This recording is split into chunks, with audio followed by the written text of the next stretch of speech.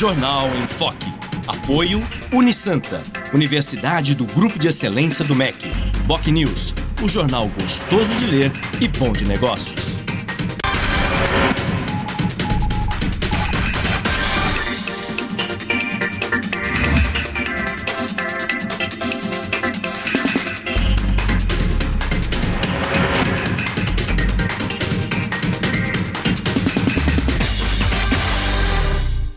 Olá, bom dia. Começa agora pela Santa Cecília TV, uma nova edição do Jornal em Foque. E nesta segunda-feira, dia 6 de outubro, nós estamos ao vivo e recebendo, com muito prazer, o deputado federal eleito pelo PSDB, o mais votado da região metropolitana da Baixada Santista, ex-prefeito de Santos, João Paulo Tavares Papa, do PSDB, e o colega jornalista, diretor da Faculdade de Arte e Comunicação da Universidade de Santa Cecília, professor Humberto Chalub. E vamos conhecer agora as manchetes de hoje dos principais jornais e sites com a colega jornalista Cris Chalub. Bom dia, Cris. Bom dia, Chico. Bom dia a todos. Vamos conferir agora as principais manchetes desta segunda-feira. Folha de São Paulo. Dilma lidera e enfrenta Aécio, que arranca com votos de São Paulo. O Estado de São Paulo. Dilma e Aécio vão ao segundo turno. Marina indica apoio a Tucano. A Tribuna. Dilma e Aécio no segundo turno. Apoio de Marina é decisivo. Santa Portal. Dilma e Aécio disputam presidência no segundo turno. Boc News. Baixada Santista elege 3 deputados federais e 2 estaduais. G1 Santos e região. Baixada Santista e Vale elegem 7 deputados. UOL. Petista liga PSDB a fantasmas do passado. E Tucano diz que o governo perdeu. Veja a cartada final. Chico. Obrigado, Cris. Muito bem. E nós estamos recebendo no programa de hoje o deputado federal mais votado da região metropolitana da Baixada Santista, o ex-prefeito de Santos, João Paulo Tavares Papa. Entre os 3 deputados federais eleitos pela região. Além de Papa, também o ex-prefeito Beto Mansur e o presidente da Câmara de Guarujá, Marcelo Squassoni, ambos do PRB, foram eleitos deputados federais. Já no plano estadual, para a Assembleia Legislativa, a região também elegeu 3 deputados.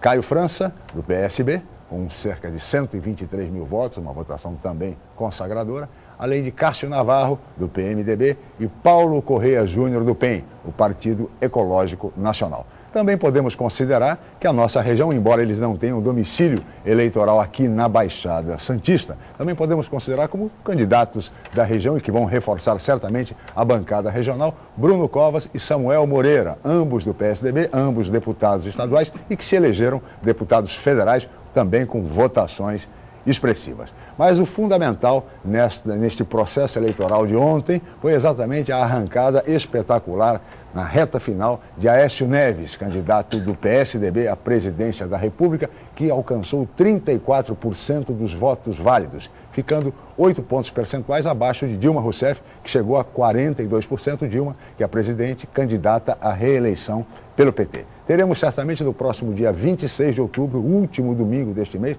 uma eleição eletrizante com relação ao segundo turno, voto a voto entre Dilma Rousseff e Aécio Neves na polarização PT e PSDB pela presidência da República. Também um outro resultado expressivo foi alcançado pelo governador Geraldo Alckmin, reeleito com 57% dos votos válidos no primeiro turno. E também, é claro, o ex-governador José Serra, que também alcançou uma outra vitória expressiva, derrotando o senador Eduardo Suplicy, e será, portanto, mais um senador de São Paulo, José Serra, do PSDB, depois de 24 anos de mandato do senador Eduardo Suplicy, do PT. No programa de hoje nós vamos falar sobre o resultado da eleição de ontem e vamos saber dos planos, projetos e propostas do deputado federal eleito pela região, o mais votado na Baixada Santista, o ex-prefeito de Santos, João Paulo Tavares Papa. Mas tudo isso vocês acompanham assim que a Cris informar a previsão do tempo e também o movimento de balsas e estradas para hoje. Cris. A previsão do tempo para esta segunda-feira é de sol com muitas nuvens. A temperatura varia entre 16 e 25 graus. Vamos agora às informações das estradas. O sistema Anchieta Imigrantes está em operação normal, 5x5. As rodovias Cônego Domênico Rangoni e Padre Manuel da Nóbrega têm tráfego normal em ambos os sentidos. Balsas. A travessia Santos-Guarujá opera com 7 embarcações. O tempo de espera é de 10 minutos. Já Guarujá-Bertioga opera com 1 embarcação e 20 minutos de espera. Participe do Jornal em Foque. Envie sua pergunta através do Twitter, Facebook ou e-mail je@enfoquecom.com.br. A reapresentação desta edição vai ao ar às 17 horas. Chico. Muito bem, obrigado, Cris. Nós vamos agora para um rápido intervalo comercial e voltaremos em seguida para entrevistar o deputado federal eleito pelo PSDB na região, mais votado, João Paulo Tavares Papa. Voltamos já.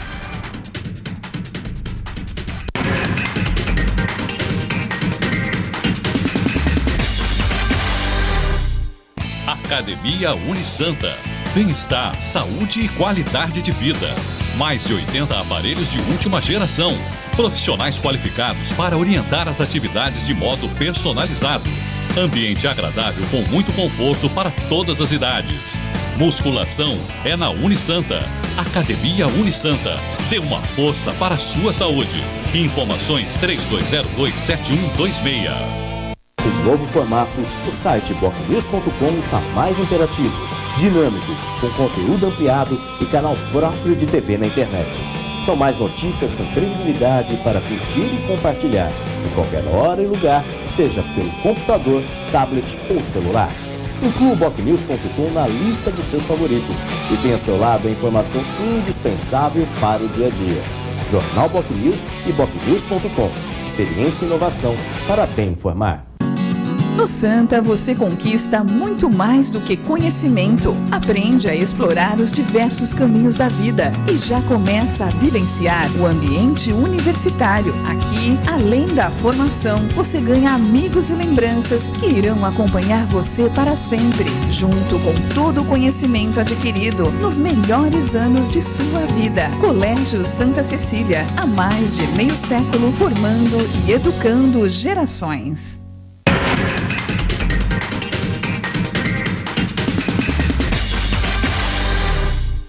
Muito bem, estamos de volta com o Jornal em Foque desta segunda-feira, 6 de outubro. E nós estamos ao vivo e recebendo com muito prazer o deputado federal eleito pelo PSDB, o mais votado da região metropolitana da Baixada Santista, João Paulo Tavares Papa, ex-prefeito de Santos, e também o colega, jornalista e diretor da Faculdade de Artes e Comunicação da Unisanta, professor Humberto Chalub. Eu gostaria de começar essa entrevista, deputado Papa, posso chamá-lo assim, cumprimentando, bom dia, muito obrigado pela presença, parabéns pela vitória, a votação consagradora em Santos, na ordem de 117 mil votos em Santos e em toda a nossa região. E o senhor disse ao longo da campanha, doutor Papa, que o senhor trabalharia muito em favor da Baixada Santista no sentido de procurar reduzir as desigualdades que caracterizam a nossa região metropolitana da Baixada Santista. De que forma o senhor pretende fazer isso no mandato como deputado federal? Bom dia, obrigado pela presença e parabéns. Bom dia, Chico, bom dia, Chalub, bom dia a toda a equipe aqui do Jornal em Foque. Eu quero primeiramente cumprimentar a todos os eleitores, a todos os amigos da Baixada Santista por esses meses, né? Não apenas pelo resultado da eleição, mas pelo tempo que passamos juntos na campanha. Eu percorri os 9 municípios da Baixada Santista, fui muito bem recebido em todos eles. Aprofundei os meus conhecimentos a respeito dessa nossa região, que, como eu disse na campanha, você colocou bem aqui na sua pergunta inicial, é uma região muito desigual, muito desequilibrada, né? Os 9 municípios que compõem a região da Baixada Santista são muito diferentes entre si e, de fato, nós temos muito ainda por fazer aqui.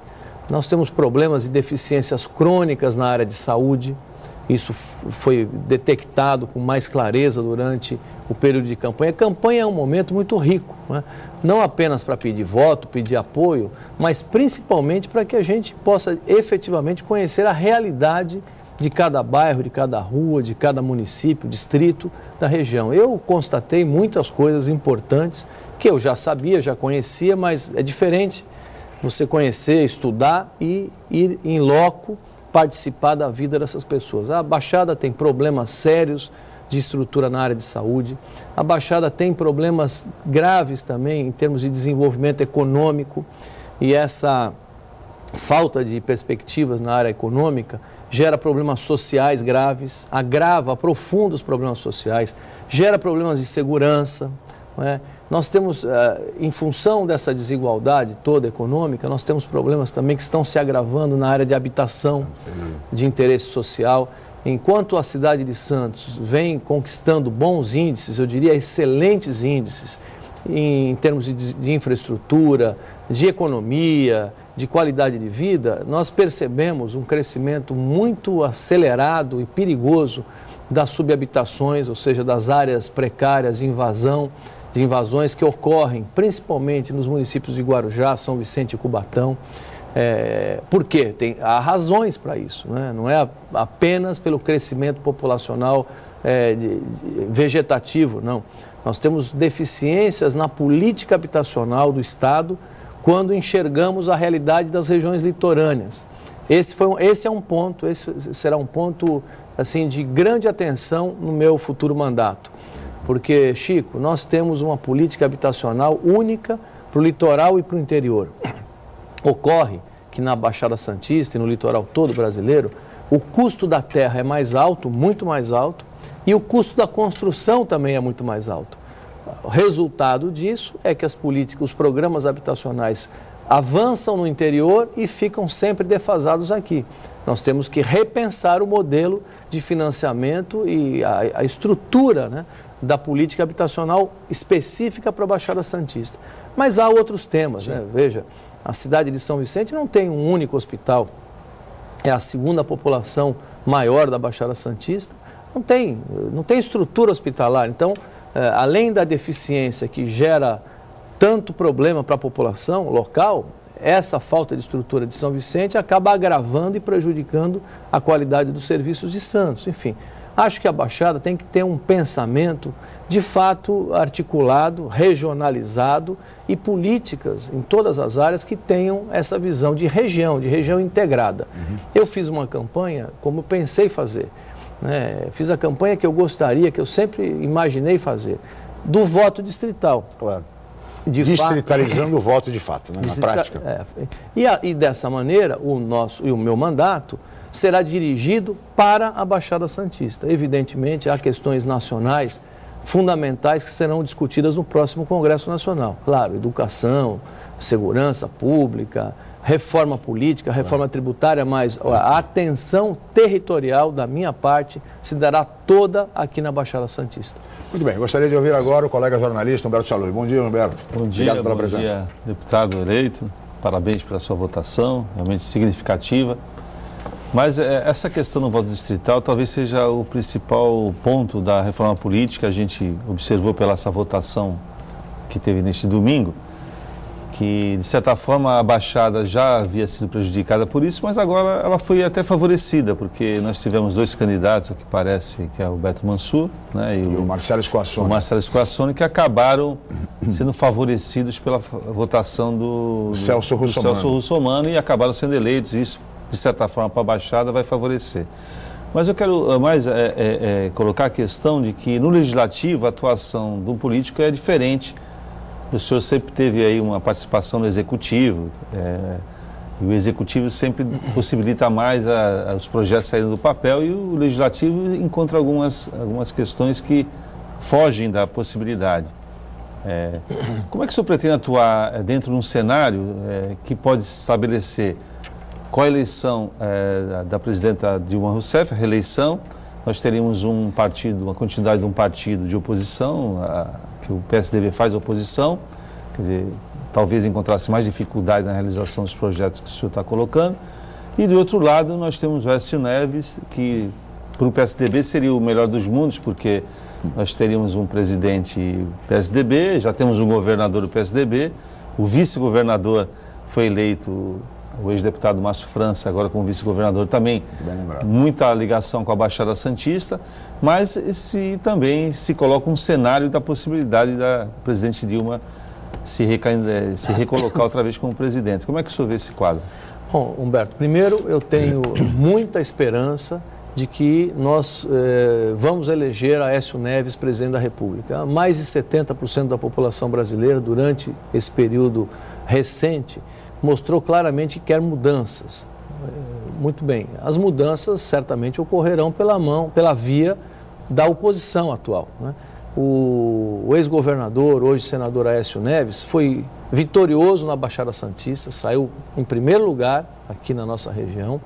Ele foi muito bem nessa reta final da campanha, está firme nas suas propostas, firme nas suas críticas, tem uma experiência riquíssima hoje, entre os dois postulantes, a presidente atual e o Aécio, é o homem mais experiente, tanto em matéria de executivo, né, do poder executivo, foi governador 2 vezes, foi um governador muito bem avaliado, e também na experiência política. O Brasil terá que exercer no próximo ano, no próximo mandato, todas as possibilidades para fazer as articulações necessárias para as mudanças que a população brasileira requer.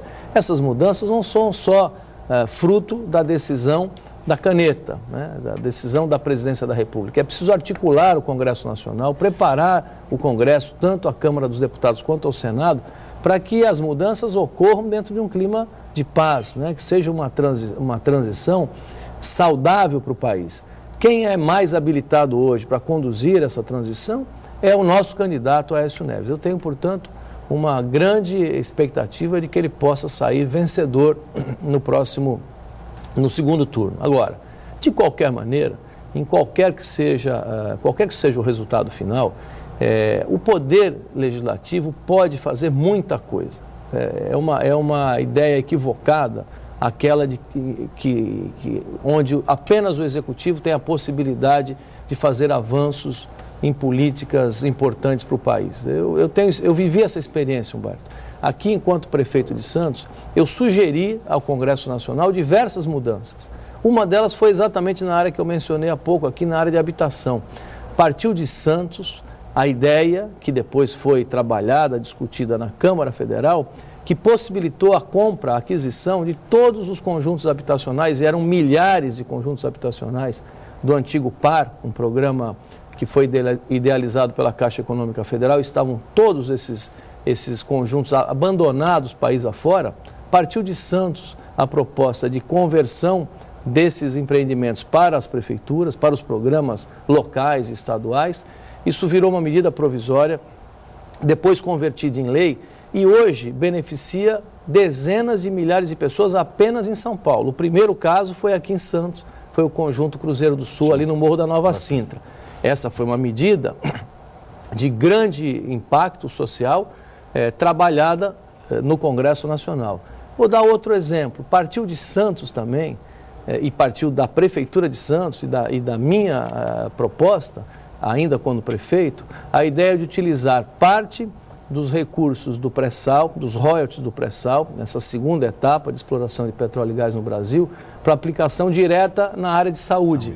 Eu me recordo, o ministro da Saúde, então, o ministro Alexandre Padilha, esteve em Santos abrindo um grande seminário sobre saúde pública no Brasil, com secretários de saúde de todo o estado de São Paulo, e naquele momento da abertura eu apresentei a ele, porque a grande questão era o financiamento do setor de saúde, o subfinanciamento, a falta de recursos que atinge principalmente as prefeituras. E discutia-se no Brasil naquela oportunidade a luta, né? Havia uma disputa grande entre Rio de Janeiro, Espírito Santo e o estado de São Paulo, e em relação a todos os demais estados da federação. Todos lembram disso, né? Pois bem, partiu de Santos a proposta, hoje convertida em lei, hoje é realidade, para que nós deixássemos a disputa entre estados de lado e encontrássemos uma maneira mais inteligente de fazer uma distribuição saudável desses novos recursos, sem prejudicar os estados produtores, no caso, São Paulo, Espírito Santo e Rio de Janeiro. E a ideia foi exatamente injetar essa parte nova, essa parcela nova na saúde. Isso virou lei, hoje os recursos estão divididos entre saúde e educação, ou seja... 25% para a saúde e 75% para a educação. Para a educação, ou seja, é possível fazer muito no âmbito legislativo, do legislativo nacional, muito. E é isso que eu pretendo fazer, quer dizer, aproveitar a experiência aqui na cidade, 8 anos como prefeito, de 30 anos na área pública, para propor atualização, modernização da legislação que possa, de fato, dar fôlego, principalmente aos municípios, onde as coisas acontecem. Doutor Papa, veja bem, os números mostram que a diferença entre Dilma Rousseff e Aécio Neves é de 8 pontos percentuais, 42 a 34 no primeiro turno dos votos válidos. E a ex-senadora Marina Silva, do PSB, obteve 21% dos votos válidos. Ou seja, é evidente que o apoio da ex-senadora é determinante para o resultado final da eleição, né? ela sinalizou que tende a mudar, enfim, uma simpatia pela mudança, né? O que, em tese, daria uma possibilidade maior do senador Aécio Neves receber esse apoio. Mas em São Paulo, o vice-governador eleito, deputado federal Márcio França, é do PSB e, mais do que isso, ele é o presidente estadual do PSB. Né? O senhor diria que hoje há uma tendência política no país de que o PSB, ou que pelo menos os seguidores da candidata Marina Silva, caminhem no sentido da candidatura de Aécio Neves? Ou isto vai ser dividido, enfim, vai ser a grande disputa desse processo que vai anteceder o segundo turno? Eu quando a Marina Silva ainda estava em segundo lugar e o nosso candidato, Aécio Neves, em terceiro, eu, dentro do PSDB, em conversas, em discussões que fizemos, eu já defendia a tese de que nós tínhamos que pensar no país. E pensando no país, eu imaginava e defendia que, passada a eleição e confirmado aquele resultado que não se confirmou, o PSDB deveria pensar em ajudar a Marina a se eleger e ajudar, não ajudar só eleitoralmente, circunstancialmente, ajudá-la efetivamente a governar. Sim. Mais importante do que ganhar uma eleição é saber o que fazer com ela depois, né? Depois da decisão. Ou seja, que o PSDB se comprometesse efetivamente em participar do governo, em ajudar na governabilidade, não apenas no Congresso Nacional, mas ajudar a governar, a conduzir esse país que é tão difícil, que tem tantas diferenças regionais, enfim, e que de fato requer uma grande força e uma coalizão forte, bem preparada para poder governar bem. Esse era o meu raciocínio, eu faço hoje o mesmo raciocínio, apenas se inverteram os polos aí, vamos dizer.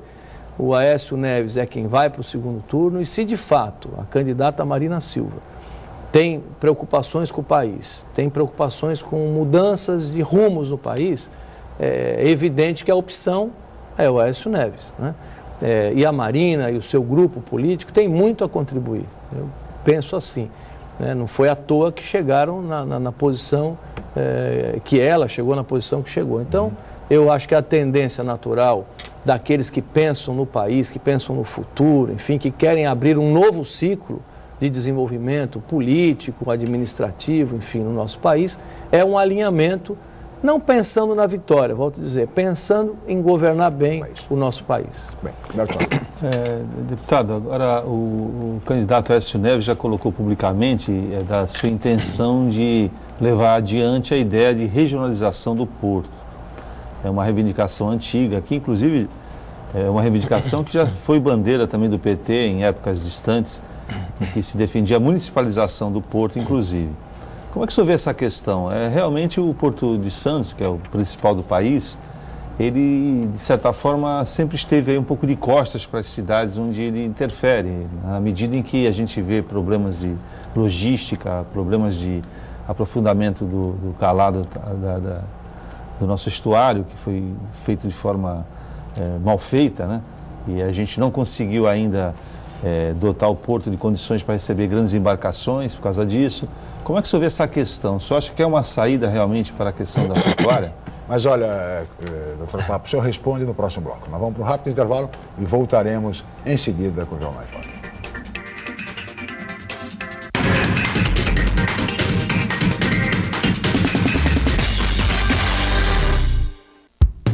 Excelência é estar entre as melhores universidades do país. É ter um preço justo, programas de financiamento e bolsas de estudo. Excelência é ter laboratórios dentre os melhores do Brasil, segundo o MEC. É prestar cerca de 2 milhões de atendimentos anuais gratuitos. Unisanta, Universidade do Grupo de Excelência, entre as 9% melhores do Brasil. Vestibular Universidade Santa Cecília. Inscreva-se já! O novo formato, o site bocnews.com está mais interativo, dinâmico, com conteúdo ampliado e canal próprio de TV na internet. São mais notícias com credibilidade para curtir e compartilhar, em qualquer hora e lugar, seja pelo computador, tablet ou celular. Inclua o BocNews.com na lista dos seus favoritos e tenha ao seu lado a informação indispensável para o dia a dia. Jornal BocNews e BocNews.com. Experiência e inovação para bem informar. Imagine como é bom aprender brincando. Brincar pensando. Pensar criando. Criar vivendo. E viver aprendendo. Colégio Santa Cecília, há mais de meio século, formando e educando gerações.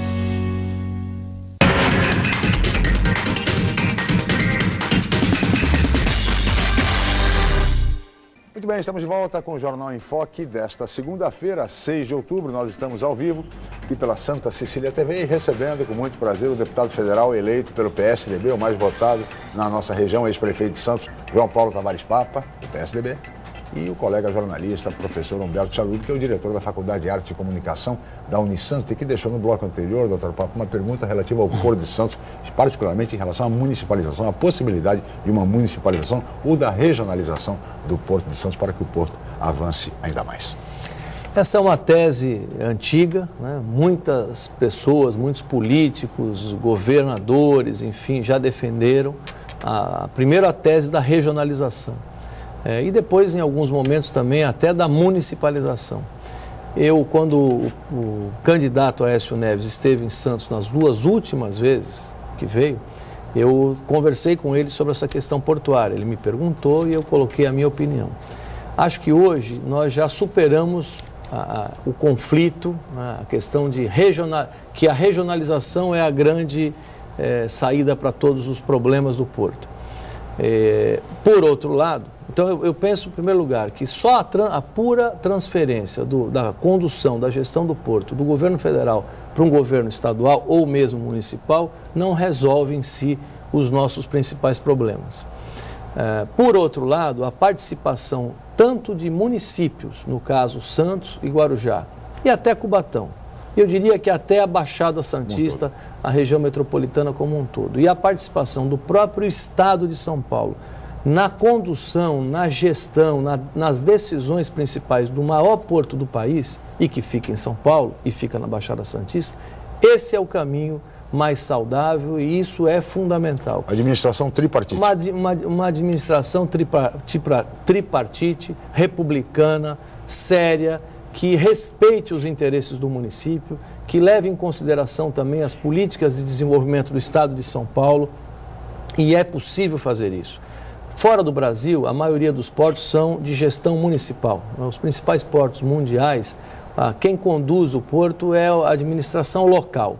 Mas no Brasil, Humberto, Chico, nós ainda temos muito o que superar, enfim, em termos de conflitos nessa matéria. Eu diria que nesse momento o ideal seria abrir a possibilidade efetiva de participação de município e de Estado na gestão desse porto. Obras importantes do Porto de Santos terão que ser mantidas, custeadas, bancadas pelo governo federal.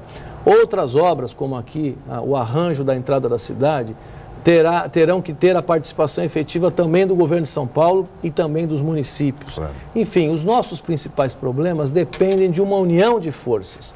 Governo federal, governo de São Paulo e governo municipal. Eu vou trabalhar, como já trabalhei nos últimos anos, para que o governo de São Paulo também supere a ideia, que eu acho que já está desgastada, de lutar pela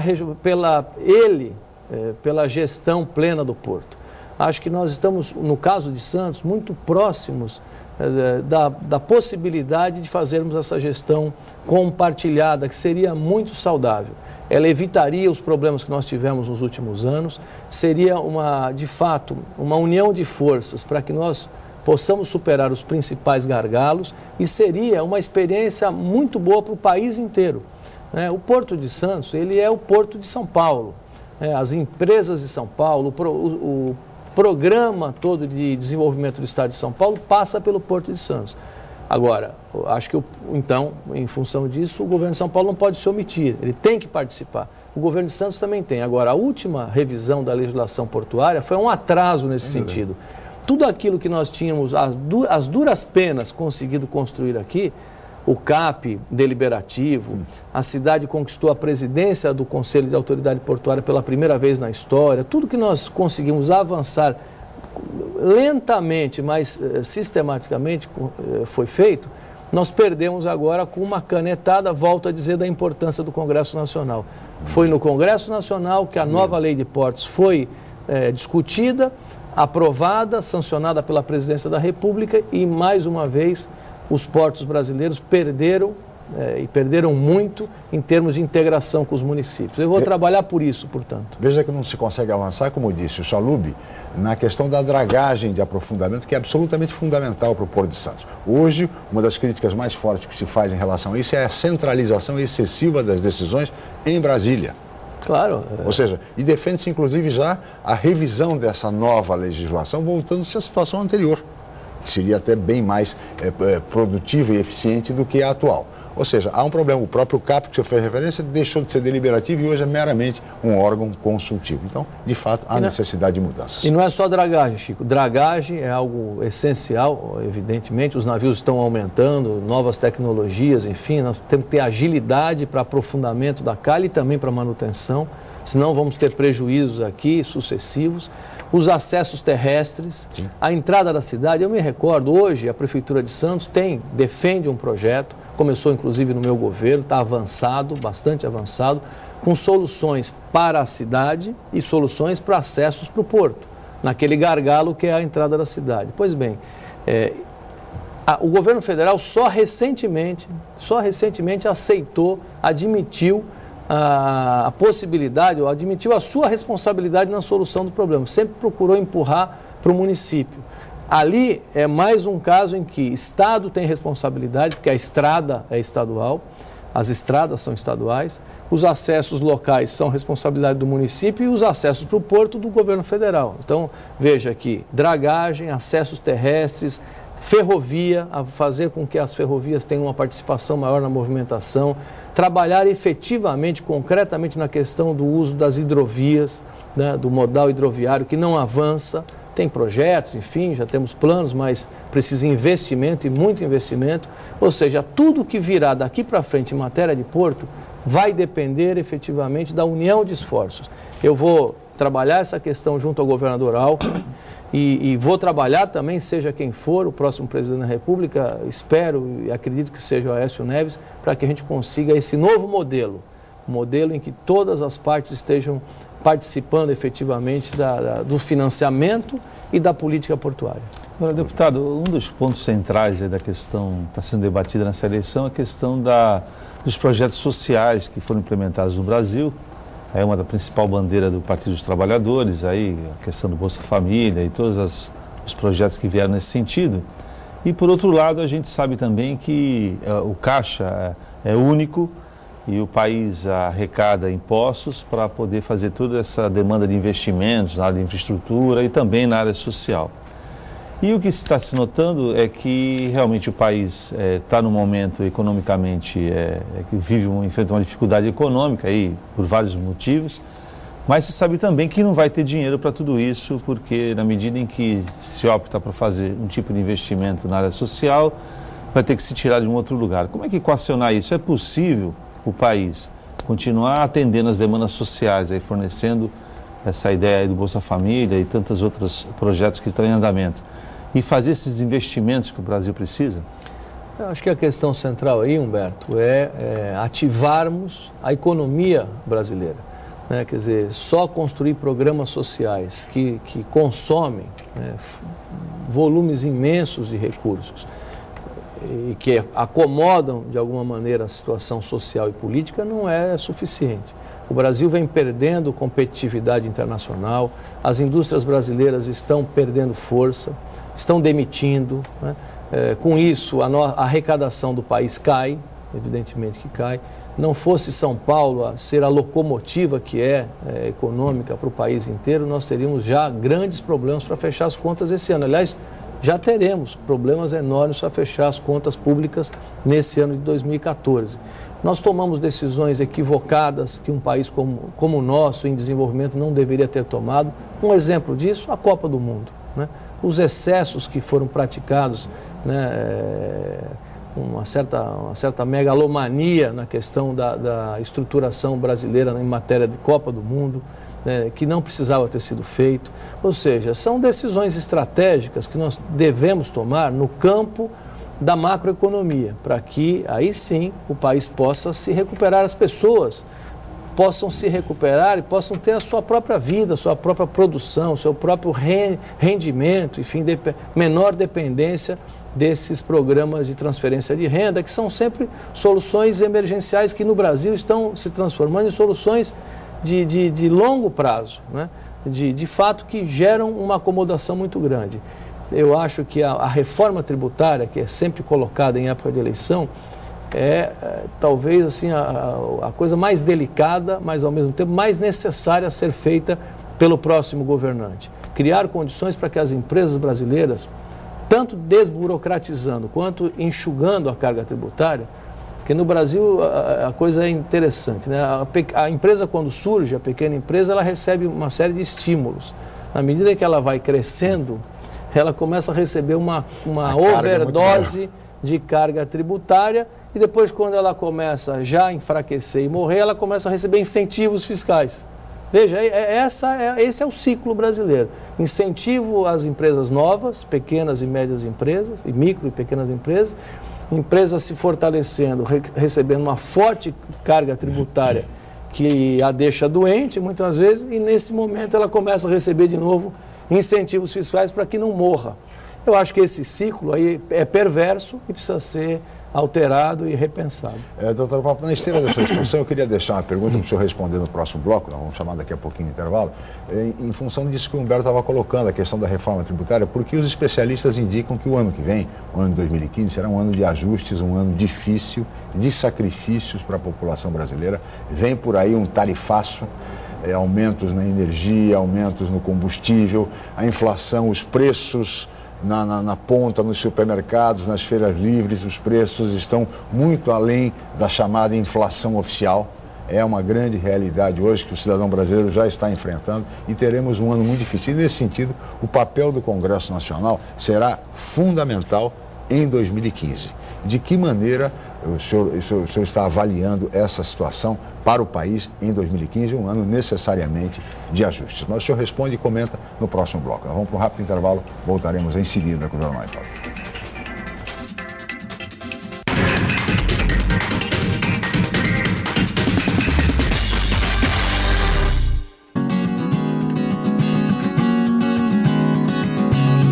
Imagine como é bom aprender brincando. Brincar pensando. Pensar criando. Criar vivendo. E viver aprendendo. Colégio Santa Cecília, há mais de meio século, formando e educando gerações. O novo formato do site bocnews.com está mais interativo, dinâmico, com conteúdo ampliado e canal próprio de TV na internet. São mais notícias com credibilidade para curtir e compartilhar, em qualquer hora e lugar, seja pelo computador, tablet ou celular. Inclua o bocnews.com na lista dos seus favoritos e tenha ao seu lado a informação indispensável para o dia a dia. Jornal Bocnews e bocnews.com. Experiência e inovação para bem informar. Realize seu sonho do ensino superior. Faça o vestibular da Universidade Santa Cecília em ensino à distância. Cursos de pedagogia, gestão ambiental, gestão de recursos humanos, gestão financeira, logística, marketing, processos gerenciais e segurança pública. Vestibular Universidade Santa Cecília em ensino à distância. A menor distância entre você e o mercado de trabalho. Informações 3202-7101. Inscreva-se já. www.unisanta.br/vestibular.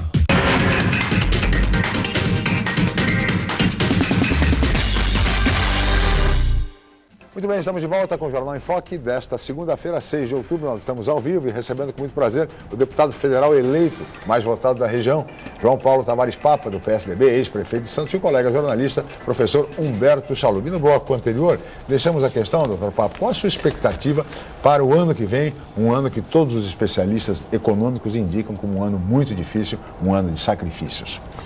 Há uns 2 ou 3 anos atrás, conversando com um empresário que é muito estudioso a respeito de macroeconomia, vou até dizer o nome dele aqui, o Lawrence Pick, presidente do Moinho Pacífico. Ele, como estudioso da economia mundial, me dizia: Papa, 2014 será um ano terrível, né, para a economia brasileira. Mas, em função de eleições, enfim, algumas coisas podem ser adiadas, algumas decisões deverão ser adiadas, o que só vai piorar a situação, represando os problemas todos para 2015. Essa previsão do Lawrence e de muitos economistas, né, que falam diariamente sobre isso, de fato estará se confirmando, já está se confirmando. O setor elétrico foi totalmente desorganizado, né? Era um setor que andava redondo, não tinha problema de financiamento, não tinha problema de custeio, andava bem no Brasil. Se tinha um setor bem organizado na área de infraestrutura brasileira, era o setor energético.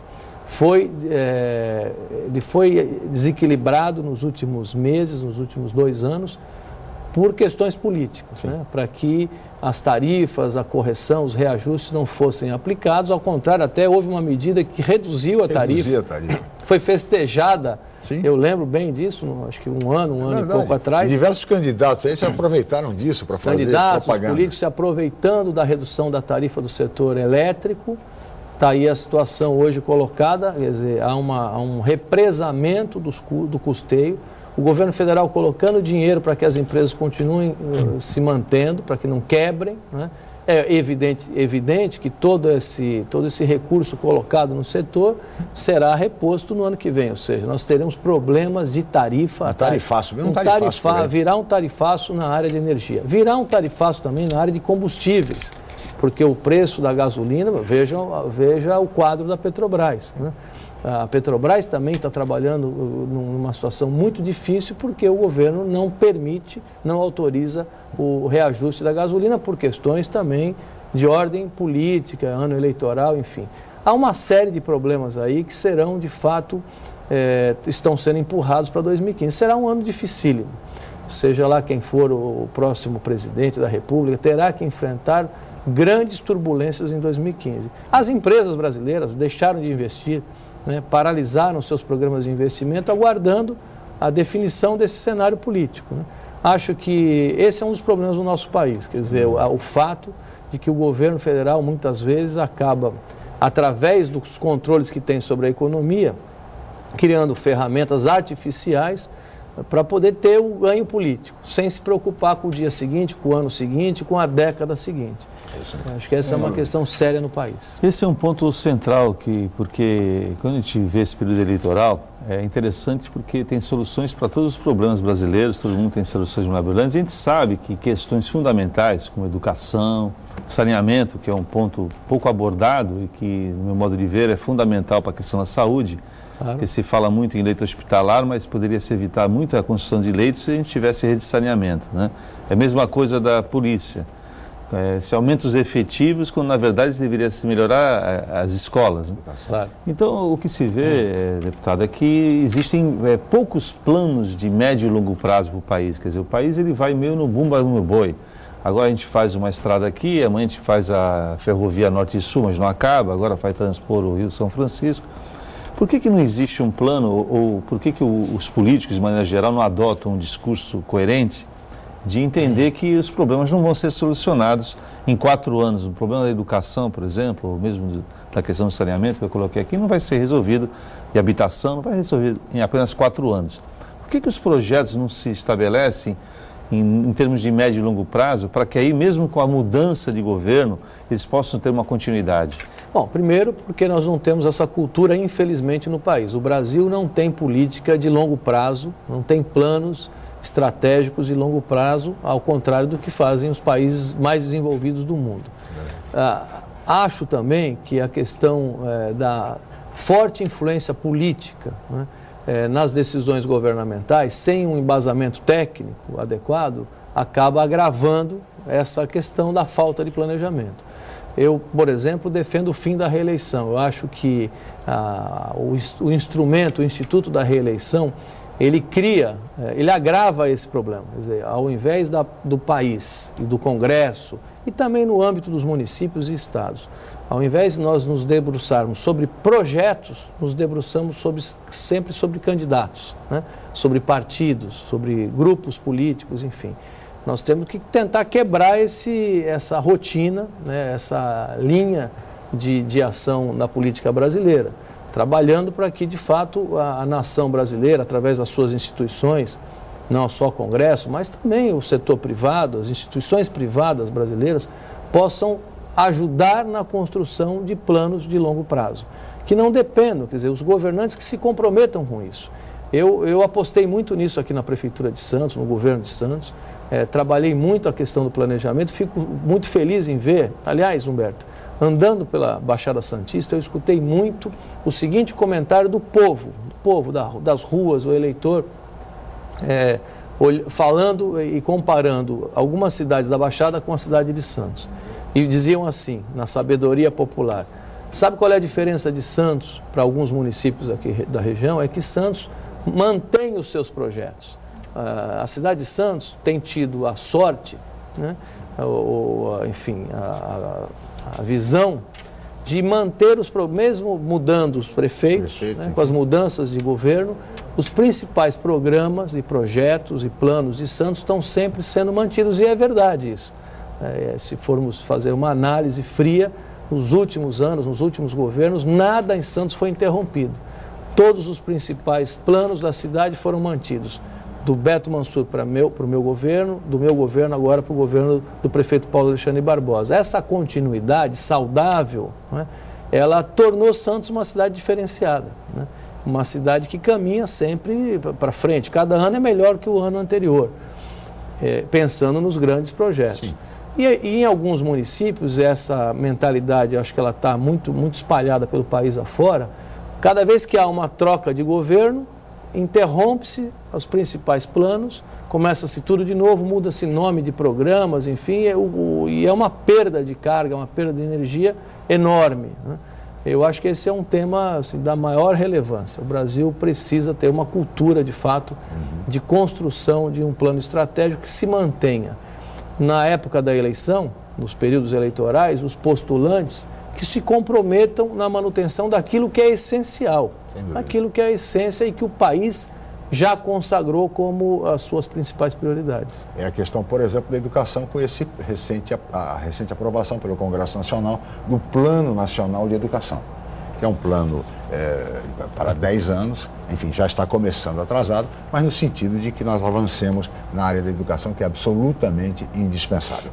Agora, deputado eleito, nós já estamos nos aproximando do final do programa, eu gostaria da sua avaliação a respeito do resultado em São Paulo, um resultado amplamente favorável ao seu partido, o PSDB, com uma vitória, com a reeleição consagradora do governador Geraldo Alckmin, com 57% dos votos válidos no primeiro turno, e também a vitória do ex-governador José Serra ao Senado da República, derrotando o candidato do PT e atual senador paulista Eduardo Suplicy, depois de 24 anos à frente do Senado, no mandato no Senado. Como é que o senhor avalia, como é que o senhor viu e recebe esse resultado do PSDB em São Paulo?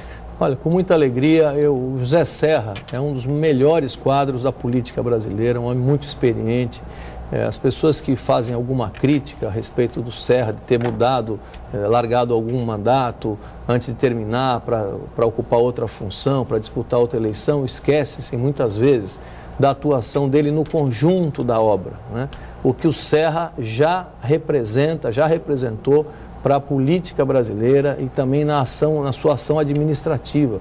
A sua participação no Ministério da Saúde, por exemplo, enfrentando os grandes interesses internacionais na área de medicamentos, com a criação do genérico, né? A sua luta contra o tabagismo, na questão do cigarro, enfim.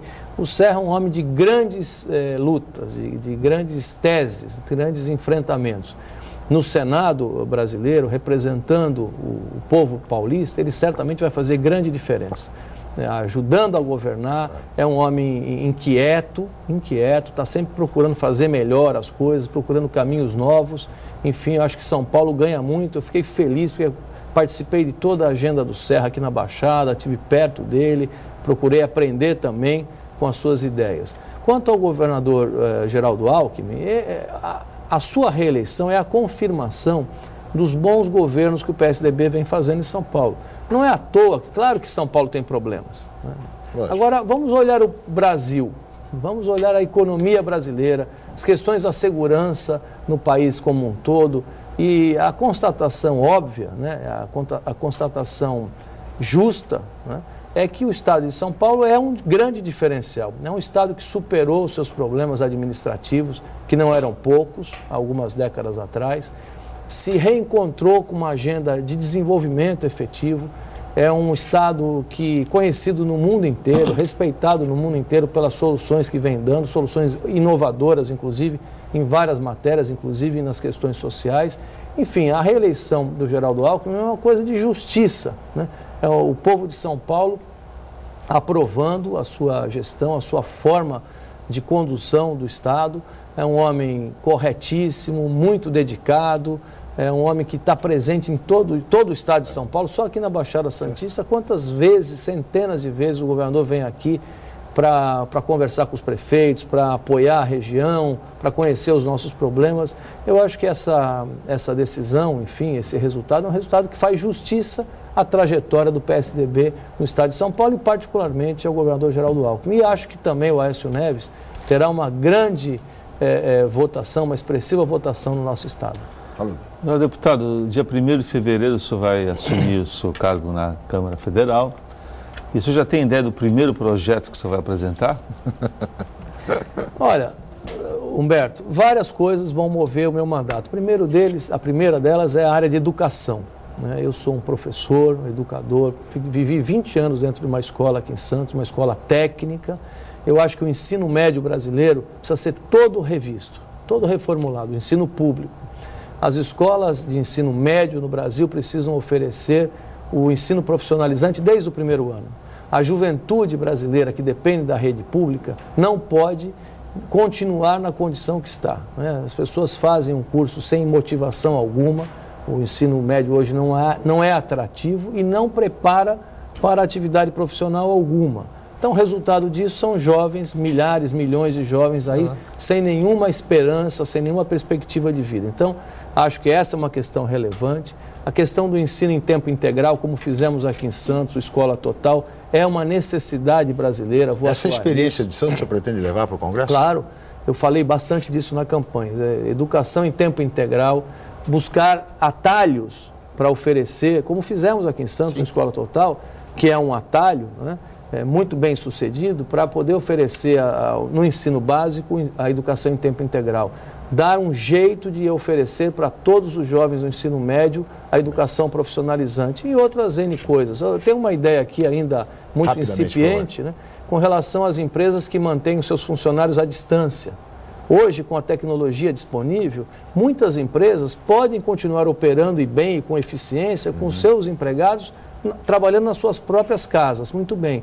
Incentivar esse modelo de atuação empresarial, reduzindo algum tipo de carga tributária, porque reduzindo a carga tributária para essas empresas, a gente reduz também o impacto no trânsito, os custos sociais, enfim, há uma série de ideias aí que a gente vai trabalhar ao longo do processo. Chalub, doutor Papa, nós teríamos mais a conversar, mas somos limitados pelo tempo, estamos chegando ao final. Muito obrigado pela presença mais uma vez aqui no Jornal em Foque e parabéns pela vitória, doutor Papa. Muito obrigado, Francisco, muito obrigado, Humberto, a todos os telespectadores da TV Santa Cecília e muito obrigado ao povo da Baixada Santista pelo apoio, pela demonstração de confiança que eu vou honrar todos os dias desse futuro mandato. Muito bem. Aí está Dr. João Paulo Tavares Papa, deputado federal eleito pela região metropolitana da Baixada Santista, o mais votado. Muito obrigado a ele, muito obrigado a Humberto Chalub, pela presença mais uma vez como comentarista, a Cris Chalub, a toda a equipe e especialmente a você, telespectador, pela atenção e pela audiência. Amanhã estaremos de volta em mais uma edição. Mais uma vez, meu muito obrigado e até amanhã.